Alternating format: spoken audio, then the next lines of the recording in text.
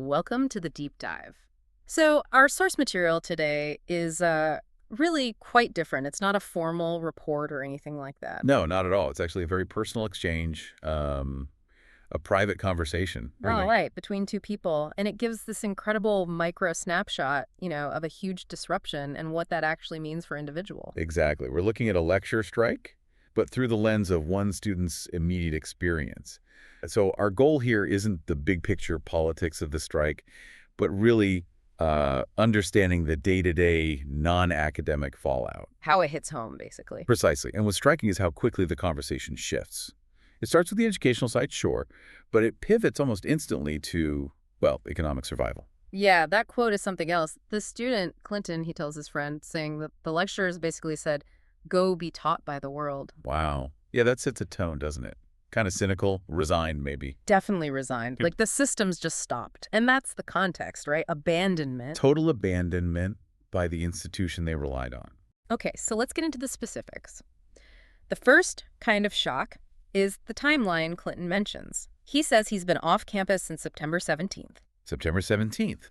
And the conversation seems to be happening, what, late October, early November? Yeah, he says it's been a month and a half, 6 weeks. 6 weeks. Okay, so that's not just a brief interruption anymore, is it? No way. 6 weeks completely changes the game. It's not an inconvenience. It's a crisis. It forces a whole new set of calculations, right? Yeah. About money, about where you're going to stay, what you're going to do. Exactly.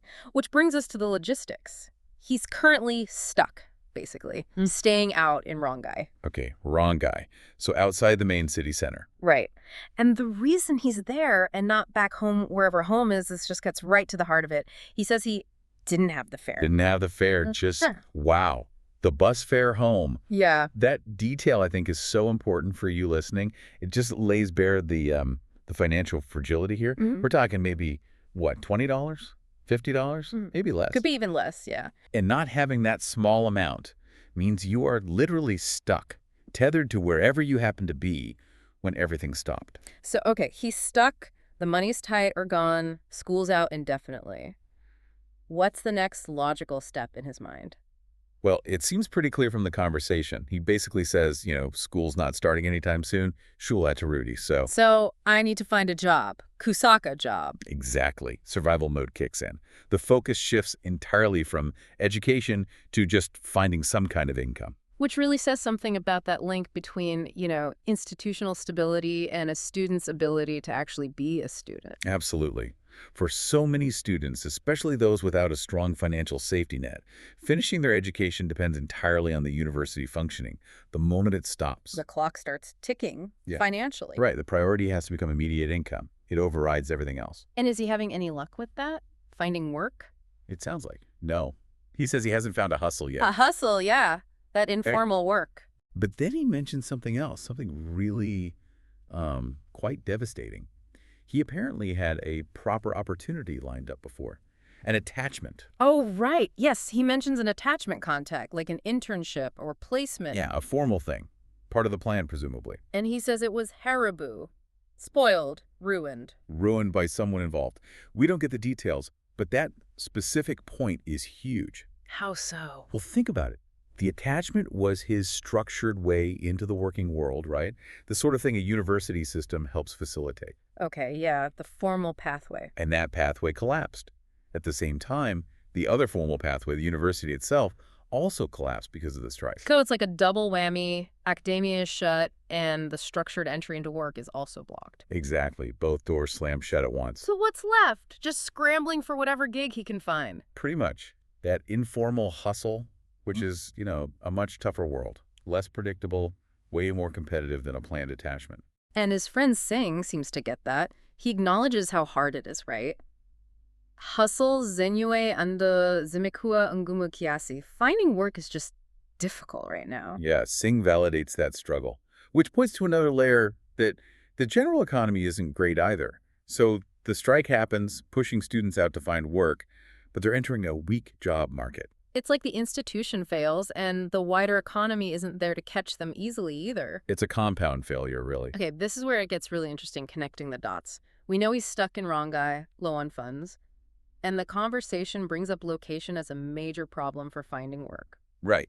Singh points out that Rongai is Umbali Natal. Far from town, far from the central business district, the CBD. And that distance, that's not trivial, is it? Especially when Right. money is tight. No, it's crucial because where are most of the jobs, the opportunities, the places you go to look for work? Likely in or near the CBD. So just the act of job searching becomes expensive. Think about it every single day you want to go look or follow up a lead or maybe attend an interview. You need bus fare, round trip. And we already know he couldn't afford the one-time fare home, so how can he afford daily fares into town for a job search that might not even pay off? It becomes this impossible calculation, doesn't it? Spend the little you have on transport for an uncertain chance, or save it for food and essentials right now. That's the agonizing choice the strike has forced on him. It's the systemic problem playing out in his pocket every single day. It really illustrates how logistical barriers, like transport costs and location, add another layer of difficulty on top of just finding an opening.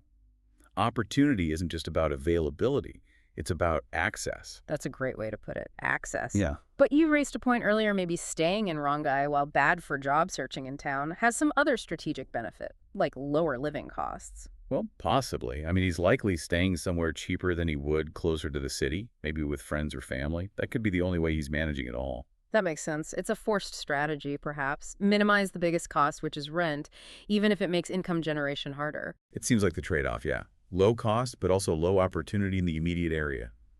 It's cornered him, geographically and economically. So the institutional support is gone, the job market is tough, logistics are a nightmare.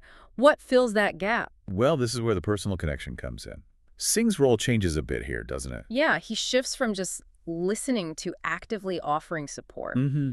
He shows empathy, first off, acknowledges Clinton's journey, saying, Mumatokambali, you've come a long way. Which is important, right? Recognizing the effort already invested in education. Definitely. But it's not just sympathy. He makes a practical offer. He promises to keep his macho no maschio open. His eyes and ears open for jobs, for opportunities. And that is the social safety net in action, isn't it?